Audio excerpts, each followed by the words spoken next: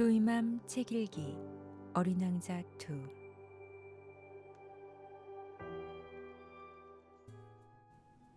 어린 왕자가 어디서 왔는지 알기까지는 꽤 오랜 시간이 걸렸다. 그는 내게 많은 것을 물어보았지만 정작 내가 묻는 말은 좀처럼 귀담아 듣지 않았다. 나는 그가 어쩌다 하는 우연한 말들로 차츰 그에 대한 모든 것을 알게 되었다. 예를 들면 어린 왕자는 내 비행기를 처음 보았을 때 나에게 물었다. 이 물건은 대체 뭐야? 이건 물건이 아니야. 하늘을 날아다니는 거야. 비행기라고 해. 내 비행기야. 나는 비행기를 타고 날아다녔다는 사실을 그에게 말해주는 것이 자랑스러웠다. 그러자 어린 왕자가 소리쳤다. 뭐라고? 그럼 아저씨가 하늘에서 떨어졌어?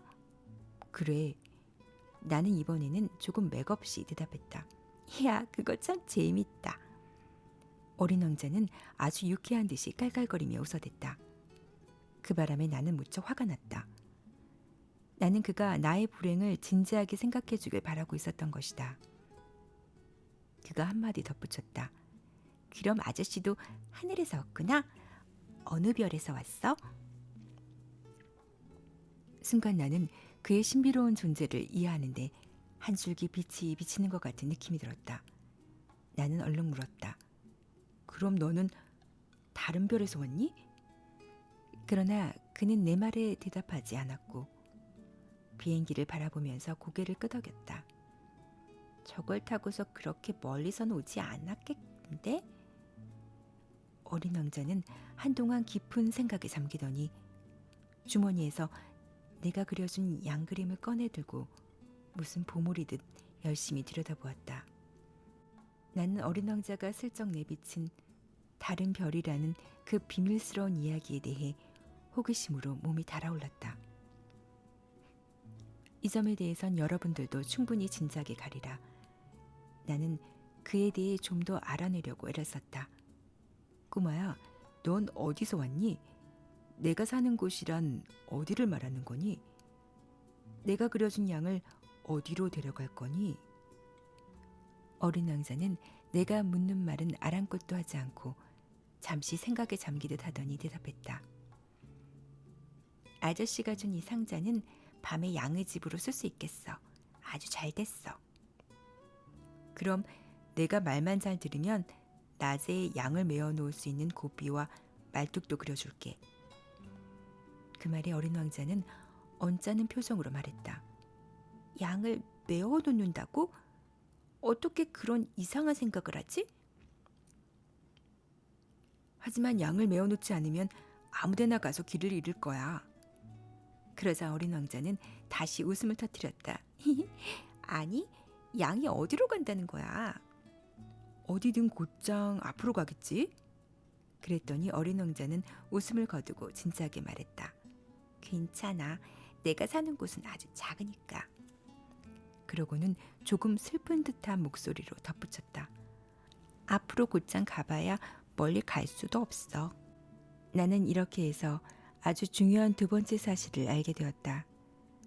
그것은 어린 왕자가 사는 별이 집 한 채보다 조금 클까 말까 하다는 것이었다. 그렇다고 그것이 크게 놀랄 일은 아니었다.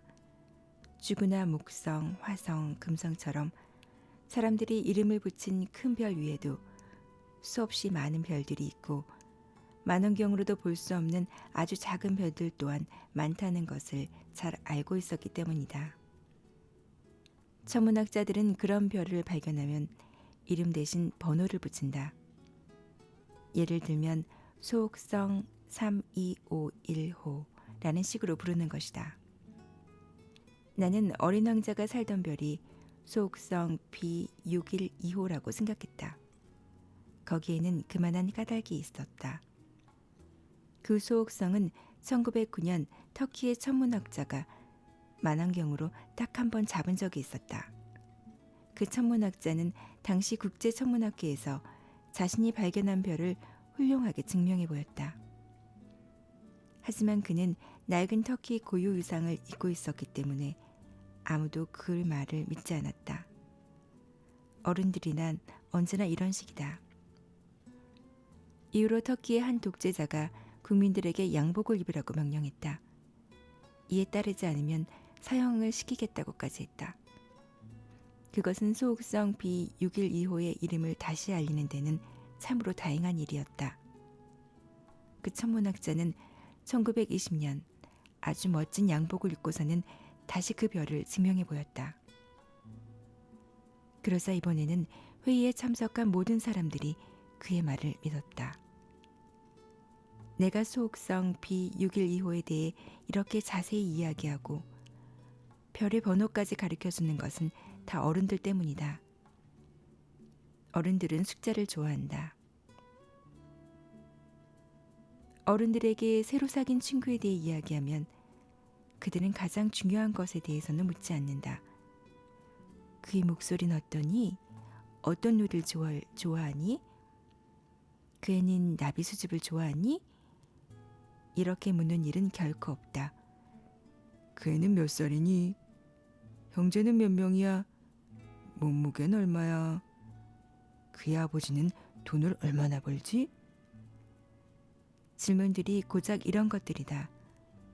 숫자를 통해서만 그 친구에 대해 안다고 생각하는 것이다. 창가에는 제라름 화분이 있고 지붕에는 비둘기도 있어요. 분홍빛 벽돌로 지은 아주 예쁜 집이에요. 만약 어른들에게 이렇게 말을 하면 그들은 그 집이 어떤 집인지 상상도 못한다. 10만 프랑짜리 집을 봤어요. 그제야 어른들은 오, 정말 멋진 집이로구나 하고 감탄하는 것이다. 어린 왕자는 매우 아름답고 웃음 또한 아주 멋지지. 그는 양을 갖고 싶어 했어. 그것은 실제로 그가 이 세상에 있었다는 증거야. 누군가가 양을 갖고 싶어 한다면 그건 그가 이 세상에 있다는 증거야. 이런 말을 어른들에게 한다면 그들은 그저 어깨를 으쓱해 보이며 여러분을 어린애로 취급할 것이다. 어린 왕자가 살던 별은 소옥성 B612호야. 하지만 이렇게 말하면 그들은 이내 알아듣고 더 이상 귀찮은 질문을 하지 않을 것이다. 어른들은 다 그런 것이다. 그렇다고 어른들은 나쁘게 생각해서는 안 된다. 아이들은 어른들을 항상 너그럽게 대해야 한다. 하지만 인생이 무엇인지 이해하는 우리에게 숫자 따위는 문제가 되지 않는다. 나는 이 이야기를 옛날 동화처럼 쓰고 싶었다. 옛날에 자기보다 클까 말까한 아주 작은 별에 어린 왕자가 살았습니다. 그는 친구가 그리웠습니다. 나는 이렇게 말하고 싶었다. 인생이 무엇인지 이해하는 사람들에게는 이런 식으로 시작하는 것이 훨씬 더 진실하게 여겨질 것이다. 왜냐하면 나는 사람들이 내 책을 아무렇게나 읽는 것을 원하지 않기 때문이다. 나는 어린 왕자의 추억을 이야기하면서 너무 큰 슬픔을 느낀다. 내 친구 어린 왕자가 양을 데리고 떠난 지도 벌써 6년이 지났다. 내가 여기에서 어린 왕자 이야기를 하려는 것은 그를 잊지 않기 위해서다. 친구를 잊어버린다는 건 슬픈 일이기 때문이다. 누구나 다 친구를 갖는 것은 아니다. 어린 왕자를 잊는다면 나도 숫자 위에는 아무것도 관심 없는 어른들처럼 될 것이다. 내가 물감과 연필을 산 것도 이 때문이다. 6살 때 속이 들여다 보이거나 보이지 않거나 하는 보아뱀 위에는 그림을 전혀 그려본 일이 없는 내가 이 나이에 다시 그림을 그린다는 것은 정말 힘든 일이다. 물론 되도록이면 어린 왕자의 모습과 가장 비슷하게 그려보도록 노력하겠지만 제대로 그려낼 수 있을지 자신은 없다. 어떤 그림은 그런대로 괜찮은데 어떤 그림은 어린 왕자와 전혀 닮지 않았다. 키도 그림마다 조금씩 다르다. 어떤 것은 키가 너무 크고 어떤 것은 또 너무 작다.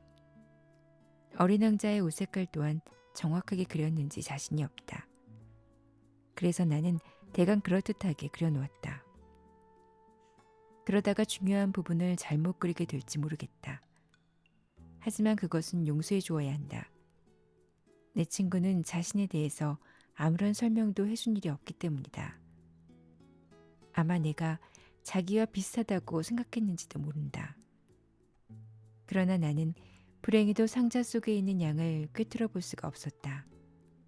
어쩌면 나도 약간은 어른들과 같은지도 모르겠다.